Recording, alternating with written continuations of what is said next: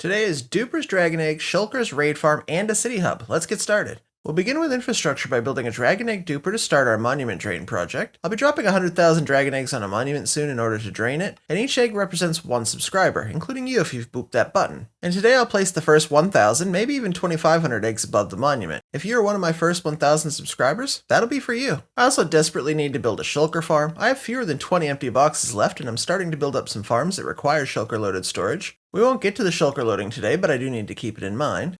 Next episode will include a few technical farms, and I want to think about auto storage soon. Also, we're going to need a lot more redstone, so that means building a stacking raid farm today. Not only will the redstone help in later episodes, but the emeralds will let us get the quartz we need for our own build project today, which is to build our city center, the hub of what will be our Asian spawn city. So that's our to-do wall today, let's get right into it. The city hub will need over 30,000 sea lanterns today, and we don't have that yet. So I'll be in and out of the Guardian XP farm many times throughout the episode, and I'll get to the highest level I've been to in this series so far. You'll know how this goes if you've seen the first few episodes, but if you're new, let me explain.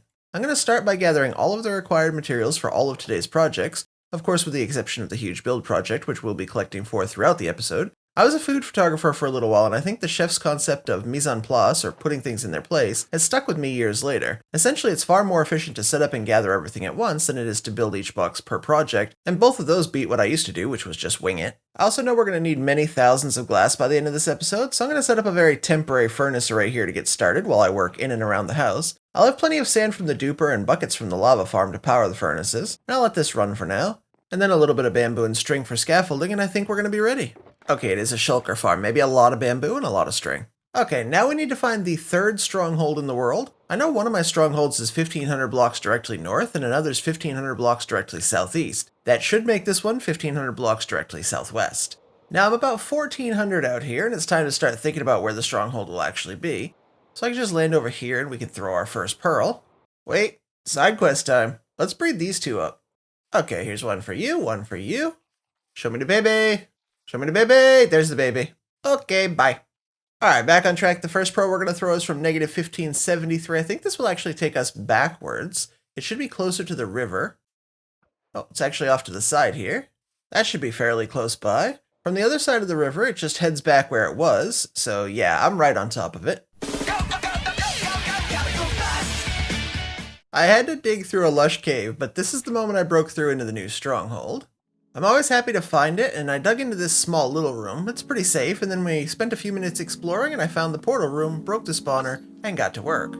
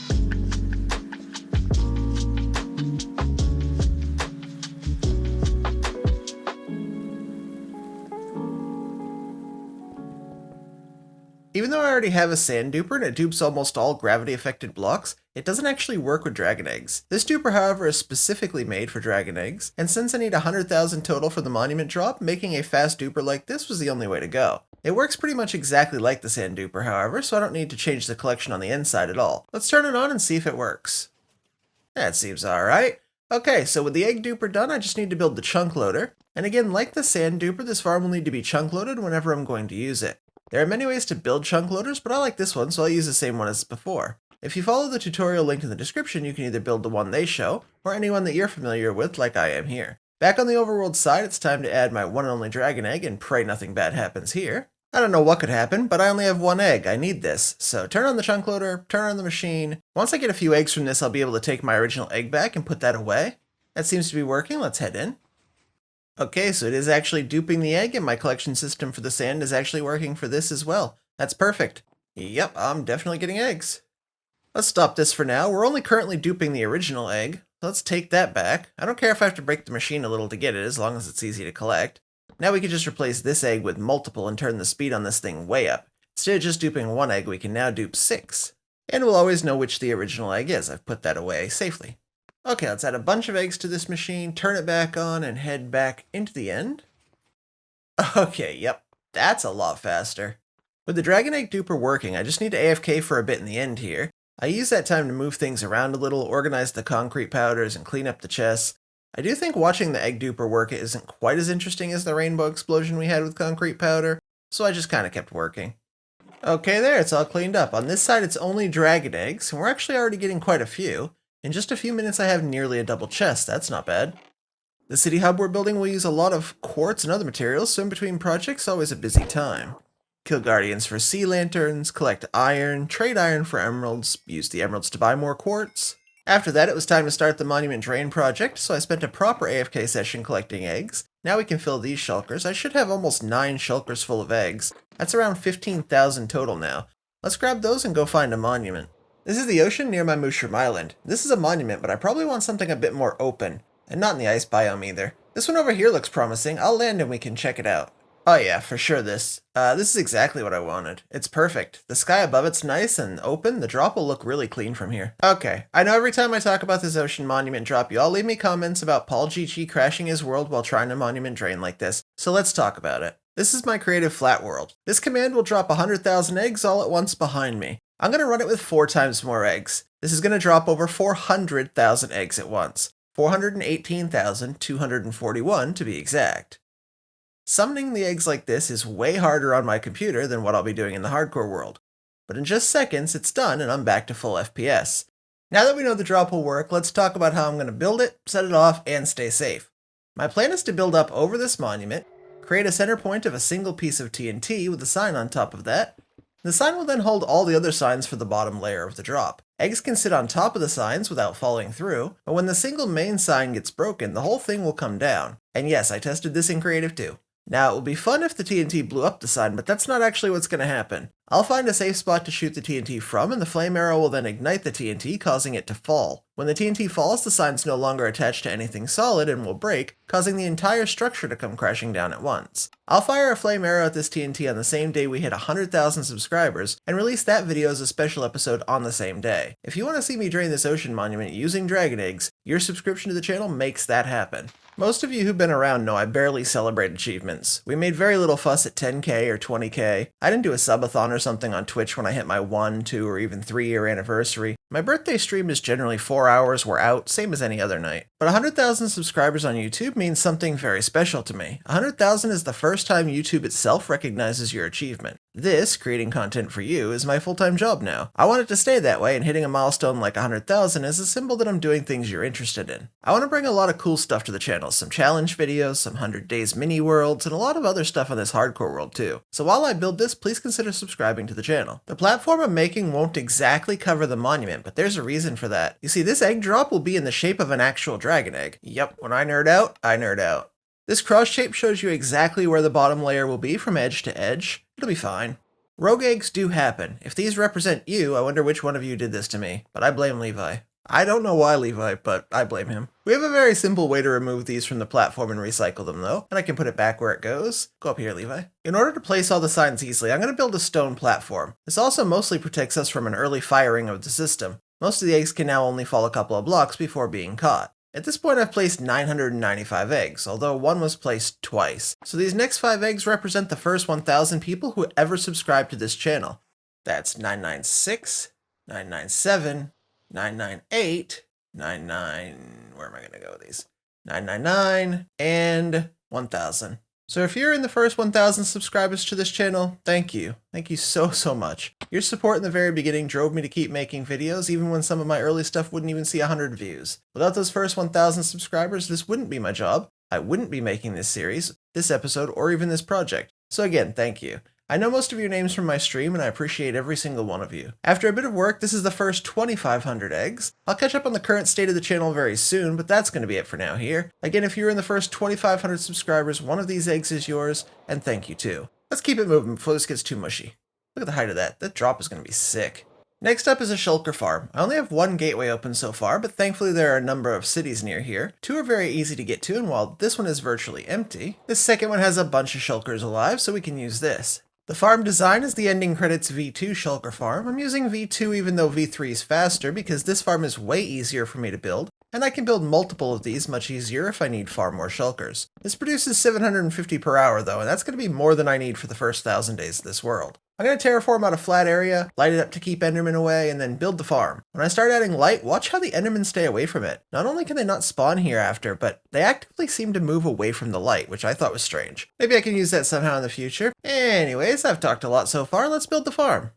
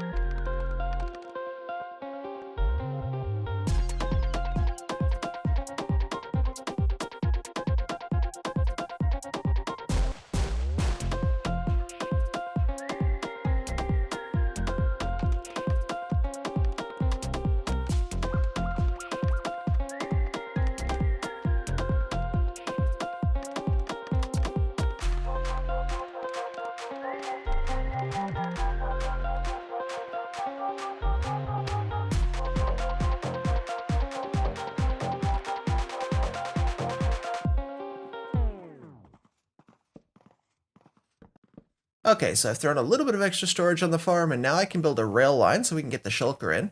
My plan is to try and capture this shulker in a boat, drop it down on the rail line, push a minecart over it, shoot the boat with my bow, and have him pop into the farm. It sounds nice and easy, but shulkers, you never know.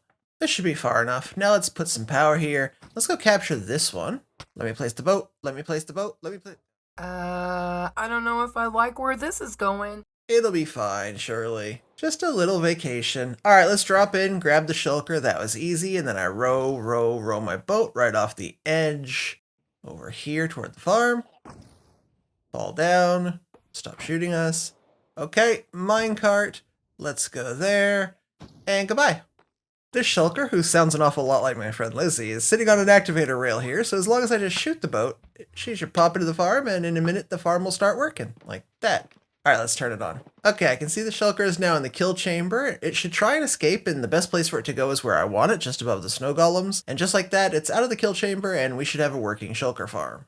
Let me AFK closer in this box here, and I can explain a bit of what's going on.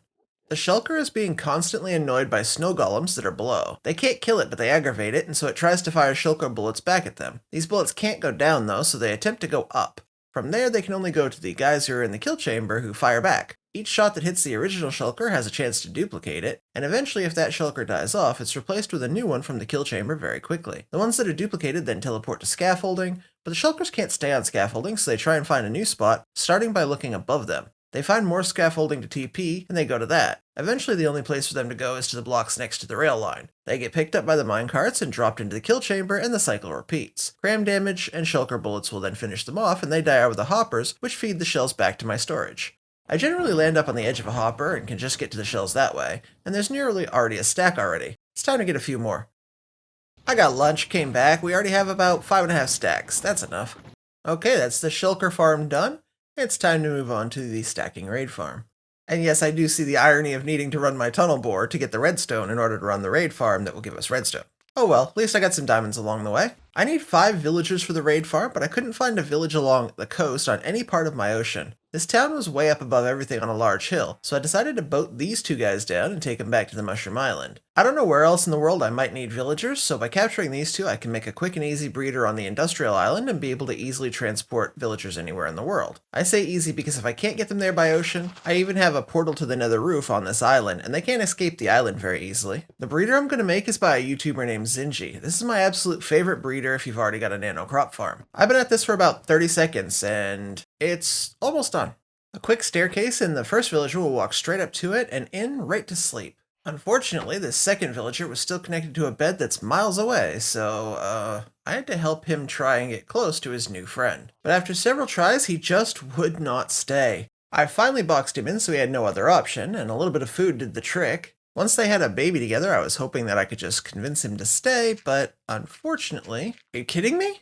Well, it's not like I didn't try. Don't say I didn't warn you. That was a dark time in our nation's past, but I tried. While that baby grows up, I need to start the farm. We need to be in an ocean somewhere, far away from everything. This does look like the right sort of spot. I turned my render distance down to 6 for this, and no land is a good sign. The raid farm is by ENX04, but mostly because there's no way I can be bothered building Chronos less than 500 days into this world. I may have to do that later, but as you saw, I'm still mining for redstone. I need help now. Ian's farm produces 128,000 drops per hour, including over 5,000 redstone dust, 5,000 gunpowder, and almost 60,000 emeralds. 60,000.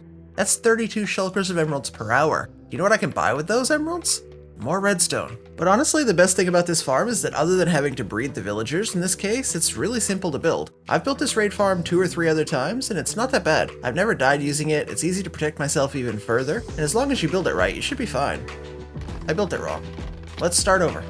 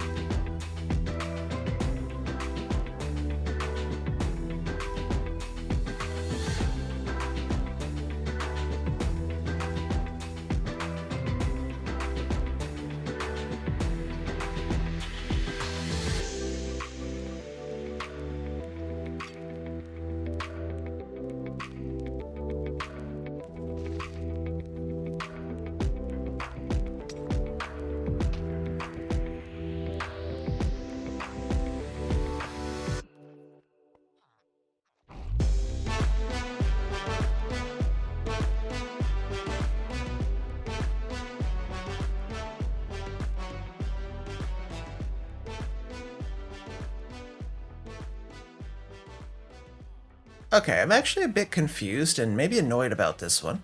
I took great pains to nudge villager number 2 down into this composter. It's not required in the tutorial and anywhere in the composter area should work, but I pushed him all the way in and he was stable. I broke the composter and... No, what is that? Why did he die? He enters the death animation about 5 blocks above his death spot, but watch where he hits. He's not even close. I checked the water and lined it up with the hole again, but nah, it was perfect. Well, there's nothing I can do but get another villager, but that is not my fault this time. Ah well, let's go again. Villager number 2 is now in the composter. He's stable, break that, and here you'll see Red is visibly frustrated. Was it seriously not right? It's perfect! Now I'm more confused. Alright, I tried other villagers, they worked perfectly fine, even on the longest, more dangerous drops. And you may not believe this, but I didn't change anything.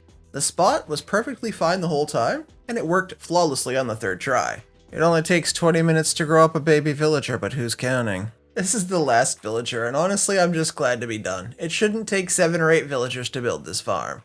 After all the drama, I built the first of my 2 safety features. This is the Ender Pearl Stasis Chamber. It's connected to a note block on the other end, and if I click that note block, I'm nearly instantly teleported almost 100 blocks away to safety. Let's finish building the farm.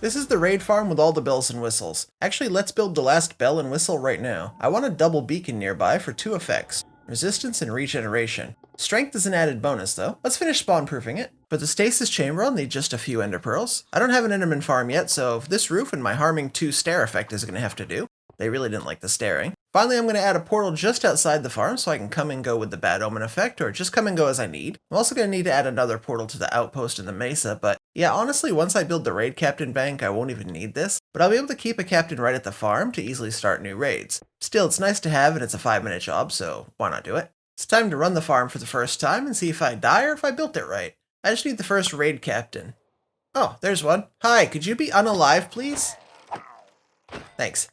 Okay, cool. Spoils of War go here, Ender Pearl Stasis Chamber goes there, and let's start the farm. The raid starts when I get close, as you can see at the top. I just go into the farm and start hitting the armor stand. My sword does not have fire aspect or knockback, so it should work just fine. It does have sweeping edge, which is required for the farm. You can see the redstone clock I built. When that lights up, I swing. The farm starts up slowly, with one raid starting, and then another, and in the end, many raids are, stacked together, and raiders come in faster and faster. That's how a stacking raid farm works. Ravagers will get killed in this chamber where they clip into the lava and clip into the water, so they'll float up as they die. Other raid mobs will spawn there and fall down to take some damage before being killed by me below. Sweeping edge on my sword passes the damage from the armor stand that I'm hitting to the mobs that are just over my head. The loot goes into the water stream where it bunches up, stacks together, and then goes over the filtered hoppers. The vast majority of emeralds, redstone, and gunpowder are collected, plus a bonus chest of totems and other drops. Inside, I'm just smacking the armor stand and watching out for Vexes. They're the worst thing that can get loose in this farm, and if they do, they spawn in huge numbers pretty fast.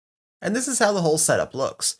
When I'm done, I just leave out through the door here, right-click on the note block, and see ya, I'm gone. This time I left behind a very special little friend. I didn't even know he was there until I was rewatching the replay mod footage. Normally the endermite spawns where the pearl lands. This was quite different. Okay, after flying away to despawn everything that was in there, let's see what we got. Whoa! Okay, I already know this farm goes hard, but dang. It always surprises me how much I've got when I check this thing. And that leaves us to build the city hub. For this hub, I want to build a giant compass rose with a fog effect in red stained glass. I need the city center to be very large, larger than you probably expect. But I know what's coming for the rest of the city, and if I don't build this large, it won't look like a city center, it'll look like the city manhole cover. Building it here means quite a lot of work though. I don't have sponges yet, but for something this size, it's kind of 50-50 on whether it's easier to fill in and then dig back out, or go get the sponges. I did choose to fill this in, and that's the whole river underneath this area, and then the fog effect is 5 layers of glass. At the bottom will be sea lanterns with red carpet over the top, so I need to go down 11 layers in total.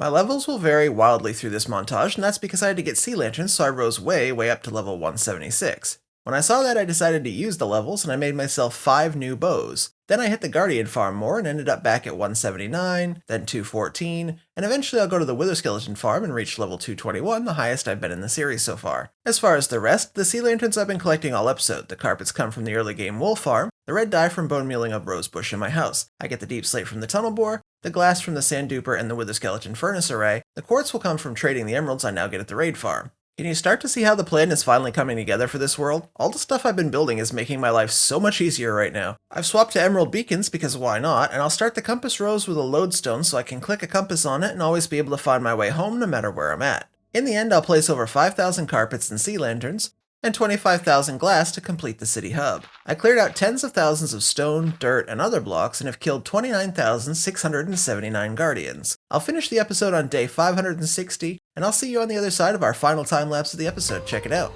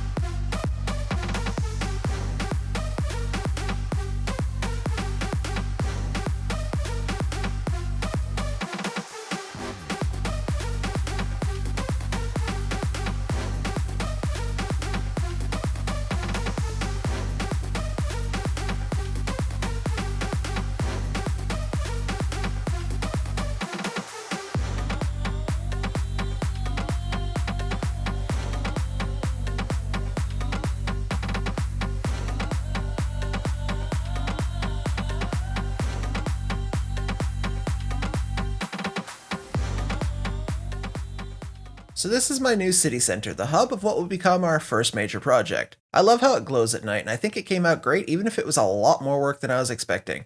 I can't wait to reveal more plans to you in the future, but for now, that's all I have time for. Goodbye.